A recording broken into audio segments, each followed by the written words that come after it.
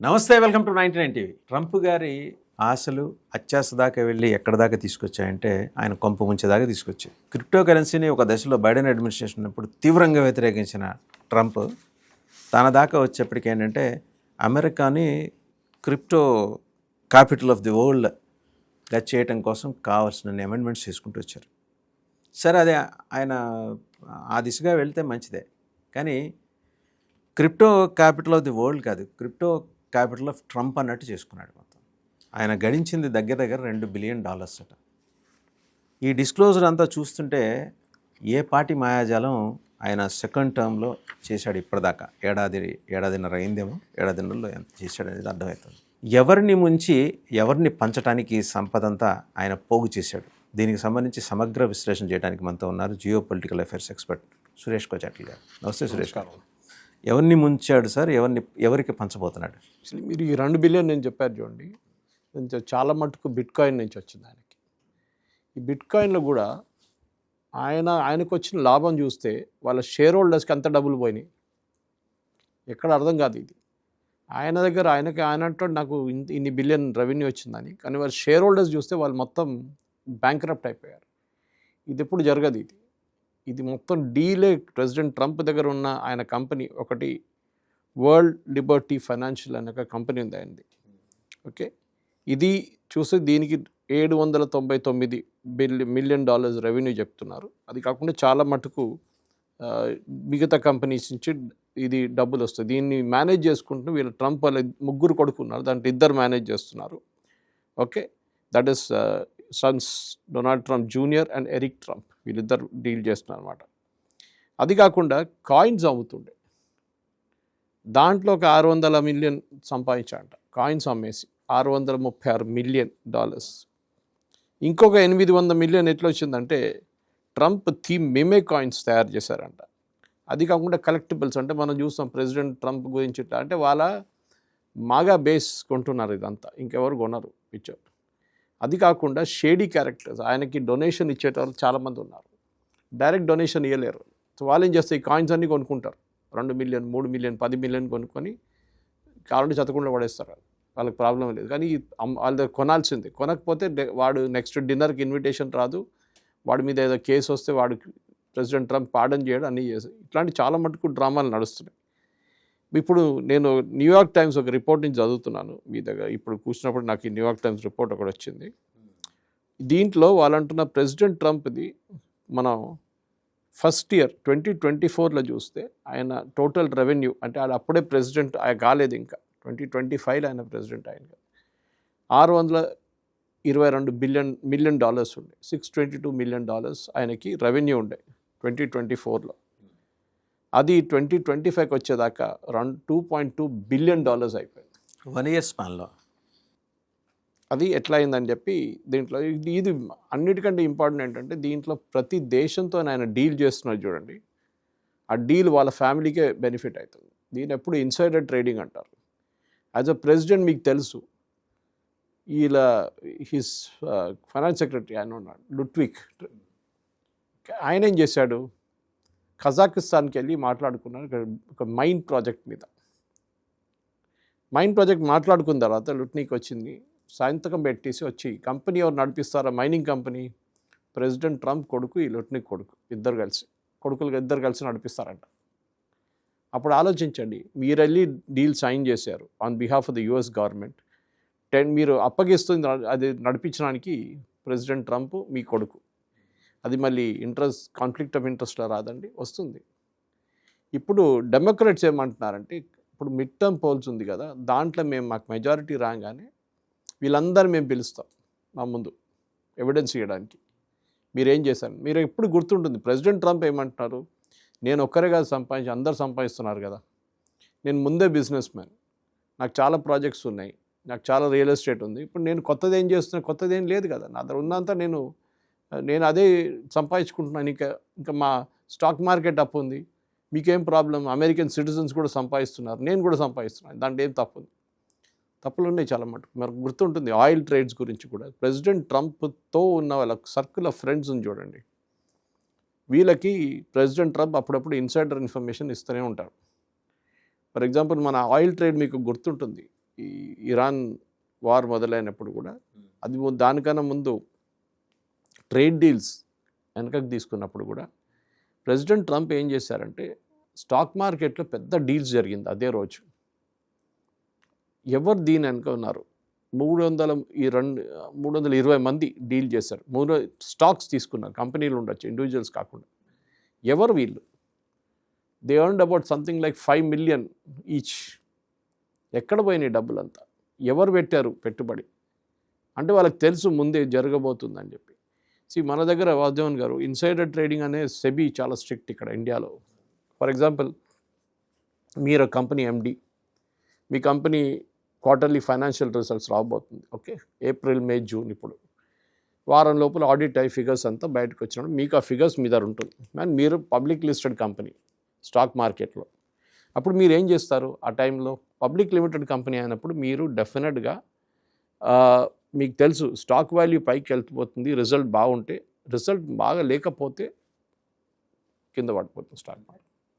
అప్పుడు మీరేం చేస్తారు? మీ దగ్గర వచ్చిన రిజల్ట్ చూస్తారు. రిజల్ట్ చూస్తే ఈసారి బాగా రాలేదు రిజల్ట్స్, ఫ్యాబ్రికేట్ చేస్తారు. లేదు, రిజల్ట్ ఏం ఫ్యాబ్రికేట్ చేయలేడు, ఎందుకంటే ఆడిటెడ్ ఫిగర్స్. ఈయన మార్కెట్ నుంచి షేర్లు అమ్మేసుకుంటాడు. 1,00,000 షేర్లు 2,00,000 షేర్లు ఎందుకంటే వాల్యూ పడిపోతుంది. Okay, actually cooling off period ఒకటి ఉంటుంది. మనం ఎప్పుడు ఆ టైంలో అమ్మకూడదు, కొనకూడదు. This directors and the company bosses, even మీ ఎంప్లాయీస్ కూడా. ఓకే, అది చాలా స్ట్రిక్ట్, ఎందుకంటే మీకు ఆ ఇన్ఫర్మేషన్ మీ దగ్గర ఉంది. స్టాక్ మార్కెట్కి తెలియదు. డిస్క్లోజ్ తర్వాత పబ్లిష్ అయినప్పుడు వస్తుంది. పబ్లిష్ అయిన తర్వాత డిస్క్లోజ్ అవుతుంది అంతే. దాని ముందే మీరు షేర్లు అమ్ముకుంటే, షేర్లు అమ్ముకొని షేర్లు కొనుక్కుంటే దాన్ని ఇట్స్ ఇన్సైడర్ ట్రేడింగ్. ట్రంప్ అదే చేస్తున్నారు. ఇది కాకుండా ఈయన ఇంకా చాలా ఉన్నాయి ఈయనకి. ఇట్లాంటి వరల్డ్ లిబర్టీ ఫైనాన్షియల్ అని చెప్పి వీళ్ళ ఫ్లాగ్షిప్ కంపెనీ. దాంట్లో యూఏఈ నుంచి ఒక ఫర్మ్ 49% షేర్లు కొనుక్కున్నారు, రన్నింగ్ ఇంటూ మిలియన్స్. ఈ కంపెనీ ఎవరో ఏం డీటెయిల్సో ఎక్కడ బయటికి రాలేదు. బెస్ట్ పార్ట్ ఈజ్ ఈ కంపెనీ దాని తర్వాత ప్రెసిడెంట్ ట్రంప్ యూఏఈతోనే ఒక ఒప్పందం చేసి యూఏఈకి హై ఎండ్ చిప్స్ ఇవ్వడానికి డిసైడ్ చేశారు. చైనాకి ఇవ్వను, యూఏఈకి ఇస్తున్నారు. సో వాళ్ళ గవర్నమెంట్లోనే చాలా అబ్జెక్షన్స్ వచ్చింది. సార్ మీరే చెప్పారు కదా బయట అమ్మకూడదు అని, మళ్ళీ ఇప్పుడు అమ్ముతున్న యూఏఈకి. పోనీలే, యూఏఈ మన ఫ్రెండే కదా అంటే యూఏఈ నుంచి ఎవరో ఇన్వెస్ట్ చేశారు ఆయన కంపెనీలో, దానికోసం క్విట్ ప్రోకోగా ఆయన చిప్స్ ఇస్తున్నాడు వాళ్ళకి. డెఫినెట్లీ దీనికన్నా పెద్ద కరప్షన్ ఏముంది? ఖత్తర్కి వెళ్ళారు. ఖత్తర్ వెళ్ళి దిగిన తర్వాత ఎయిర్పోర్ట్లో దిగి మాట్లాడుతూ ఒక ప్లేన్ నిలబడింది అక్కడ కొత్తది. ఇదేంటి మంచి ప్లేన్ కదా అంటే, మీకు నచ్చిందా అని అడిగారు. 2వ రోజు అక్కడ ఉంటుంది. నచ్చింది అన్నాడు. తీసుకోండి అన్నారు. ఆలోచించాడు, ఏదో చిన్నపిల్లలకి చాక్లెట్ కొనిస్తున్నట్ల తీసుకొని. ఇది కరప్షన్ అగైన్. ఇట్లా చాలా ఉన్నాయి వాసుదేవన్ గారు, చెప్పుకుంటూ పోతే చాలా ఉన్నాయి. In fact I'm reading out for that అండి. ఈయన ట్రంప్ ఈవెన్ మారాలాగో ఆయన ఉంటున్న ఇల్లు అంటే చాలా పెద్ద ఇల్లు, దానికి కూడా అక్కడ కూడా ఆయన డబ్బులు సంపాదించాడు అన్నమాట. మారాలాగోలో. ఫర్ ఎగ్జాంపుల్, ఆయన రెవెన్యూ 2024 మారాలాగో నుంచి 50 million ఉంటే 2025కి వచ్చేదాకా అది 77 million అయిపోయింది. Okay, world Liberty revenue 57 million ఉండే ఎప్పుడు 2024లో, అది పెరిగి 799 million అయింది. అంటే ప్లస్ $742 million. మీరు ట్రంప్ మిమెక్ కాయిన్స్, ఈ కాయిన్ అమ్మడంలో ఆయన 636 million సంపాదించారు. అంటే ఎంత ఫేక్ నడుస్తుందో ఆలోచించండి. ట్రంప్ కాయిన్ తీసుకొని అవ్వడానికి పెట్టుకుంటాడా? ఇదంతా నేను చెప్పాను చూడండి, వాళ్ళ ఫ్రెండ్స్కి అమ్ముకున్నారు, పెద్ద పెద్ద మిలియన్స్ కొనుక్కున్నారు. వాళ్ళు దాన్ని తీసుకెళ్ళి ఎక్కడ పడేస్తారు, లేకుంటే మెల్ట్ చేసేస్తారు కాయిన్ని. ఆ కాయిన్ వాల్యూనే వస్తుంది మాకు చెప్పేసి. ట్రంప్ నేషనల్ గోల్ఫ్ క్లబ్ ఒకటి ఉంది, అక్కడ రెవెన్యూ 110 ఉండే, ఇప్పుడు 112 అయిపోయింది, ఎక్కువ లేదు. ఇది చూసుకుంటూ వెళ్ళిపోతే చాలా మటుకు ఆయన మిగతా కంపెనీ కూడా, ఆయన ఒక మీడియా కంపెనీ ఉంది, Trump media and technology group అని చెప్పి. దాని వాల్యూ ఎప్పుడో పడిపోయిందిలే, నో ప్రాబ్లం. అది అక్కడ ఎక్కువ రెవెన్యూ లేదు ఆయనకి. కానీ ఇదంతా చేసిన తర్వాత కూడా ఆయన అంటున్నాడు, నేనేం తప్పు చేయలేదు అని. కానీ డెమోక్రాట్స్ అంటున్నారు, కాదు ఈయన అట్లా ఇడవలేరు, ఈయన తీసుకోవాలని చెప్పేసి. ఎందుకంటే మీకు గుర్తుంటుంది, ఈ ట్రంప్ ఎప్పుడైనా, ట్రంప్ అని కాదు, యుఎస్ ప్రెసిడెంట్స్ అందరూ వాళ్ళు ఉన్న టైంలో వాళ్ళు కొంతమందిని పాడన్ చేస్తారు. మన దగ్గర కూడా ఉంటుంది, దసరాకో న్యూ ఇయర్కో క్రిస్మస్ మన దగ్గర వేరే వాళ్ళని పాఠం చేస్తారు అదే అంటున్నా. జైల్లో ఉన్న కొంతమంది 20 సంవత్సరాలు ఖైదీల్ని. అయిపోయింది కదా, లైఫ్ ఇంప్రెస్మెంట్ రిలీజ్ చేద్దాం. సో అక్కడ పొలిటికల్ పనిష్మెంట్స్ ఎక్కువ ఉంటుంది. అక్కడ క్రిమినల్ మర్డర్ గేటర్ కాకుండా ఫైనాన్షియల్గా ఏదో వీళ్ళు చేసి ఉంటారు, క్రిమినల్ కేసెస్ ఉంటాయి వీళ్ళ మీద, జైల్లో ఉన్నారు వాళ్ళని పార్డన్ చేస్తారు. ప్రెసిడెంట్ ట్రంప్ సంతకం పెడితే అయిపోయింది, యు ఆర్ అవుట్, మీ మీద కేసు లేదు ఇక. అక్కడ కూడా ఇప్పుడు న్యూస్ వస్తుంది, ప్రెసిడెంట్ ట్రంప్ ప్రతి పార్డన్ చేసిన మనిషి దగ్గర నుంచి 2 మిలియన్ తీసుకున్నట్ట. ఓకే, ఇప్పుడు అది అందరి దగ్గర నుంచి తీసుకుంది అంటే 2 మిలియన్ తీసుకుంటా అంట ప్రతి మనిషి దగ్గర. ఓకే, ఒక్కొక్కరిని క్షమాభిక్ష పెట్టినందుకు $2 million. ఓకే, ఇప్పుడు ఈయన ప్రెసిడెంట్ ట్రంప్ ఏమంటాడు, నేనైతే ఇక్కడ కూర్చొని స్టాక్ మార్కెట్ నడిపించట్లేదు కదా, నేను కొనమంటలేను, అమ్మని చెప్పి వాళ్ళ ప్రైవేట్ ఆయన చేసే కామెంట్స్ ప్రభావం చూపిస్తున్నాయి కదా స్టాక్ మార్కెట్. ఎస్, కరెక్ట్లీ ప్రభావం చూపిస్తుంది. అది ఆయనకు తెలుసు. ఆయన ఏమంటాడు, నేను మా స్టాక్ మార్కెట్ వాళ్ళకి మా టీంకి చెప్పట్లేదు, నేను వాళ్ళతో అసలు మాట్లాడట్లేదు. వీళ్ళ కొడుకులు 3 అక్కడే తిరుగుతారు వైట్ హౌస్లో, డిసిషన్ తీసుకుని వాళ్ళకి తెలుసు, వాళ్ళ కోసం లోకమంతా తిరుగుతారు. ఓకే, ఇది జారెడ్ కుష్నర్ తిరుగుతున్నాడు చూడండి, సన్నిన్లో కూడా తిరుగుతాడు. ఇట్లాంటి పరిస్థితి నాకు తెలియదు అని ఎట్లా చెప్తారండి. ఓకే, మన ఖతర్ నుంచి ప్లేన్ చూసాం. అది కాకుండా ఈయన పేరు మీద ఈ టారిఫ్ తగ్గిస్తున్నాను అని చెప్పిన రోజుకి 327 మేజర్ పర్చేసెస్ జరిగింది స్టాక్ మార్కెట్లో ఆ రోజు. ఏ కంపెనీ షేర్లు పెరుగుతుంది చూసి ఆ కంపెనీలు అన్నీ కొనుక్కున్నారు, షేర్లు కొనుక్కున్నారు ముందే. ట్రంప్ వాళ్ళ కంపెనీ, ఇన్వెస్ట్మెంట్ కంపెనీ. ఎట్లా చేశారు, వాళ్ళకి ఎట్లా వచ్చింది ఇన్ఫర్మేషన్? ఎందుకు అదే రోజు 300, దానికన్నా ముందు 2, 3 కొన్నారు, మీరు 4 ట్రేడ్ చేశారు, 5 ట్రేడ్లు చేశారు, 327 పర్చేసెస్ చేశారు వీళ్ళు. ఇది మాట్లాడుతూ చెప్పాను చూడండి, ట్రంప్ ఇన్వెస్టర్స్కి ఈ 2 బిలియన్ ఆయన సంపాదించుకున్నారు, వాళ్ళ షేర్ మొత్తం పోయినాయి, 0 వాల్యూ అక్కడ. ట్రంప్ అంటున్నాడు ఇవాళ, అది కాదు నాకు ఒక ఫైర్ వాల్ ఉంది, నేను వాళ్ళతో అసలు సంబంధమే లేదు నాకు, కానీ ఇప్పుడు రికార్డ్స్ ఏం చూపిస్తున్నాడు, కొడుకులు వాళ్ళతో సంబంధం లేదు, కొడుకు ఉంది కానీ ఆయన కూడా కలిసాడంట సంవత్సరంలో ఒకసారి. కలవంటే ఫిజికలీ కలవక్కర్లేదు, మీకు పేపర్లు పంపిస్తే మీకు తెలిసిపోతుంది కదా ఏముంది అనేది అక్కడ. ఓకే, తో ఈ పరిస్థితిలో ఇప్పుడున్న ఫ్రోజన్ ఫండ్స్ కానివ్వండి, ఇరాన్ ఫండ్స్ ఖతర్లో పడి ఉంది, దాన్ని రిలీజ్ చేయమంటున్నారు ఇరాన్. ప్రెసిడెంట్ ట్రంప్ అప్రూవ్ చేయాల్సిందే. ఖతర్ నుంచి ప్లేన్ తీసుకున్నాడు, ఖతర్కి ఏం చేస్తున్నాడు, టాక్స్లో పెట్టించాడు ఖతర్ని. బెస్ట్ పార్ట్ ఇస్ చిదానంద్ రాజ్గట్ ఆర్టికల్లో కనిపిస్తుంది మీకు, పాకిస్తాన్ నుంచి పెద్ద ఇన్వెస్ట్మెంట్ ఉండే ఈ క్రిప్టో కరెన్సీలో, మన అందరికి తెలుసు అది. ఆయన ఫస్ట్ టైం అక్కడికి వెళ్ళినప్పుడు, పాకిస్తాన్కి వెళ్ళినప్పుడు అసీం మునీర్ వీళ్ళందరూ కలిసి మొత్తం ఈవెన్ వైట్ హౌస్ తీసుకొచ్చారు వాళ్ళు, మేము ఇంత పెట్టుబడి పెడుతున్నాం అని చెప్పి. Asim Munir the person behind it. US Congress investigate చేయాల్సింది అసీం మునీర్ని. మీకు ఈ డబ్బు, మీరు జస్ట్ జనరల్ ఉన్నారు పాకిస్తాన్ ఆర్మీలో, మీకు ఇంత పెద్ద మోర్ దెన్ $500 to $600 million పెట్టడానికి మీకు ఎక్కడి నుంచి డబ్బులు వచ్చినాయి? ఆయన పెట్టలేదు, ఇంకెవరో పెట్టారు పాకిస్తాన్ నుంచి. కానీ పాకిస్తాన్ కనెక్షన్, దాంతో ఇమ్మీడియట్గా ప్రెసిడెంట్ ట్రంప్ పాకిస్తాన్ వైపు తిరిగేశారు. ఓ very good friend of mine, పాకిస్తాన్ని టాక్స్లో పెట్టేశారు, అన్నీ చేశారు. చూడండి, ఖతర్ ప్లేన్ ఇచ్చారు, ఖతర్ని టాక్స్లో పెట్టారు, పాకిస్తాన్ డబ్బులు పెట్టారు, పాకిస్తాన్ని టాక్స్లో పెట్టేశారు. మనం అనుకుంటాం పాకిస్తాన్ అంత ఇంట్రెస్ట్ తీసుకొని, కాదు, ప్రెసిడెంట్ ట్రంప్ చేపిస్తున్నాడు అదంతా వెనక నిలబడి. ఒమాన్ ఏం చేయట్లేదు, ఒమాన్కి అసలు పక్కన తీసేశాడు. ఒమాన్ ఒరిజినల్ టాక్స్ ఉండే ఒమాన్కి. ఇప్పుడు ఆలోచి ప్రతి దాంట్లో ఈయన డబ్బులు సంపాదించుకుంటున్నాడు.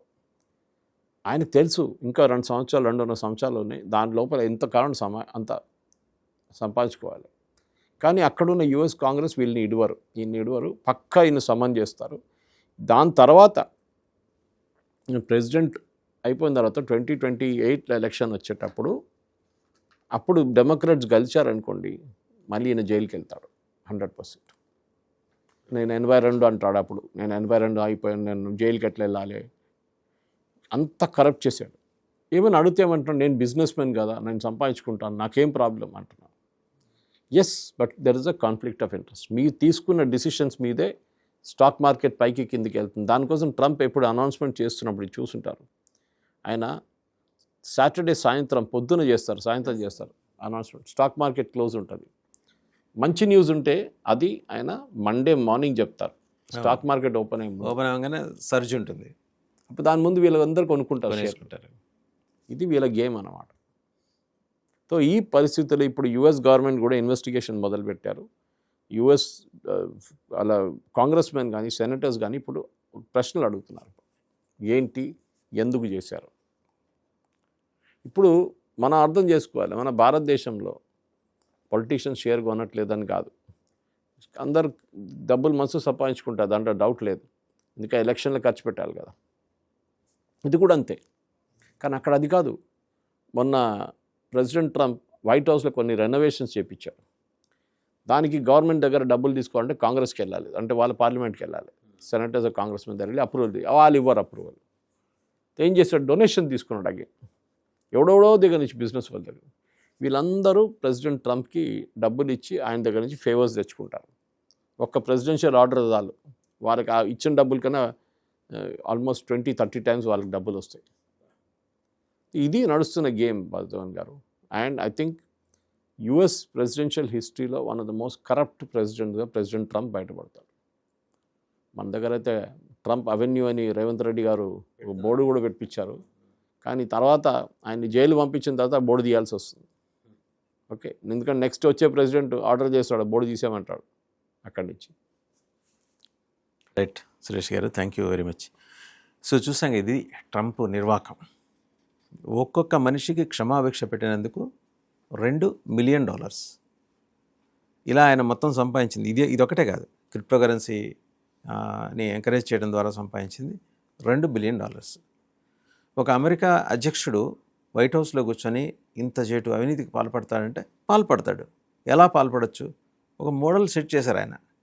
నెక్స్ట్ వచ్చేవాళ్ళు ఎవరైనా సరే ఒకవేళ డబ్బులు ఏమన్నా క్రైసిస్ ఉందంటే ఇదిగో ఇలాంటి పద్ధతిలో కనుక వెళ్తే బాగానే ఉంటుందని. ఇన్సైడర్ ట్రేడింగ్ అది ఎప్పటి నుంచి చెప్తుంటూ వస్తున్నాం, దానికి ఉదాహరణ కూడా చెప్పారు సురేష్ గారు.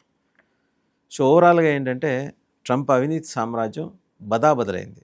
రేపు నవంబర్ దాకా ఆగుతారా, ఈ లోపలనే దించుతారా? నవంబర్ దాకా ఆగితే ఎలాగూ ఎన్నికల్లో, అమెరికాలో జరిగే ఎన్నికల్లో ఈయన ఓటమి ఖాయంగా కనిపిస్తోంది. అదే పరిస్థితి కనుకుంటే ఇంపీచ్ చేస్తారు, అభిశంసిస్తారు. అభిశంసిస్తే జైలుకి వెళ్ళాలి. జైలుకి వెళ్ళే క్రమంలో ఇప్పుడిప్పుడే ఒక్కొక్కటి బయటపడుతున్నాయి. సామెత ఉంటుంది, అదృష్టం వస్తే తరుగుకుంటూ వస్తుంది, దురదృష్టం కూడా తరిమి కొడుతూ వస్తుంది. ఇప్పుడు ఆయనకి ఆ దురదృష్టం తరిమి కొడుతూ వస్తుంది. ఒకదానెంబడి ఒకటి. ఇరాన్ యుద్ధంలో పూర్తిగా విఫలమైన ప్రెసిడెంట్గా చరిత్రలో నిలిచిపోతాడు. ఇంతకుముందు ప్రెసిడెంట్స్ని తప్పుబట్టి చివరికి వాళ్ళు చేసుకున్న అగ్రిమెంట్కే కాస్త పేరాలు అటు ఇటు మార్చి అగ్రిమెంట్కి వెళ్తున్నాడు ట్రంప్. ఇంకా వాళ్ళు ఒప్పుకోలే ఆ మాటకు వస్తే ఇరాన్ వెళ్తున్న ట్రంప్. ఇప్పుడు తాజాగా అవినీతి ఆరోపణలు. న్యూయార్క్ టైమ్స్ లాంటి పత్రిక ప్రముఖంగా ప్రచురించిన తరువాత గొంతులో ఎలకాయ పడ్డట్టు దీని మీద ప్రోబ్ జరుగుతుంది. ఎలాగో కాంగ్రెస్ ఊరుకోదు, వాళ్ళ సెనెట్ ఊరుకోదు, ప్రోబ్ జరుగుతుంది, బయటపడుతుంది. ఈ ప్లేన్ తీసుకున్నాడు చూడండి, అది ఒకటి. ఈ ప్లేన్ తీసుకున్న ఖతర్ దగ్గర నుంచి దాన్ని ప్రెసిడెన్షియల్ ప్లేన్గా కన్వర్ట్ చేసుకున్నారు ఎయిర్ ఫోర్స్ 1లో. ఇప్పుడు ఆయన ఏమంటున్నారు, ఇది వెళ్తూ ఈ ప్లేన్ రిటర్న్ చేయాలి కదా యుఎస్ గవర్నమెంట్కి.